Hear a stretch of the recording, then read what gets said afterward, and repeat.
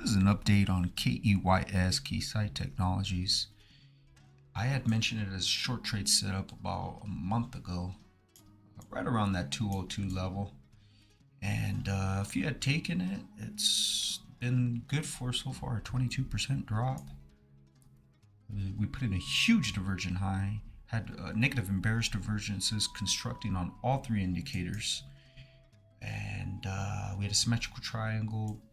We put in that sell signal, came back tested that trend line, primary trend line, came back up, put in an even larger divergent high. That's where I had started to mention some short trade ideas, and we cracked right through that 50-day moving average. Had a dead cat bounce, got rejected right at that 50-day moving average once again, and it's starting to look like some flag action here. Broke through that my T1, came down to T2 at that 160.59 level support, and in the way I read the charts here, we've got a head and shoulder looking top here.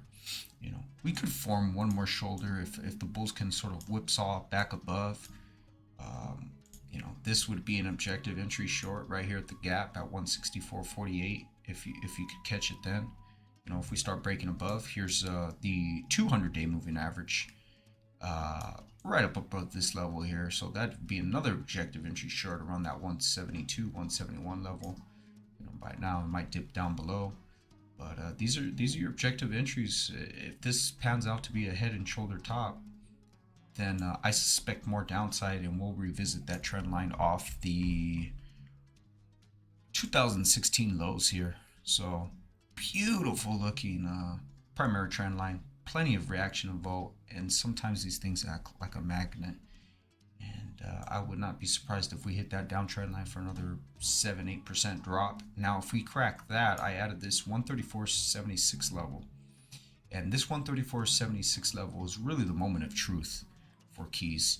And not only will we take out that trend line, but we will take out a pretty key level at 134.76, and which in essence would really put in even bigger sell signals on Keysight. And then I'll start issuing other support targets here. Yeah, this one's coming out just amazing looking, following the technicals to the T. I'm not even following the fundamental news behind it. Sometimes I fund the fundamentals. I'll scope it out in the news. I'll look through things like that that'll affect the stock as well. But there's a pure technical standpoint here, and it is trading beautiful to the technicals.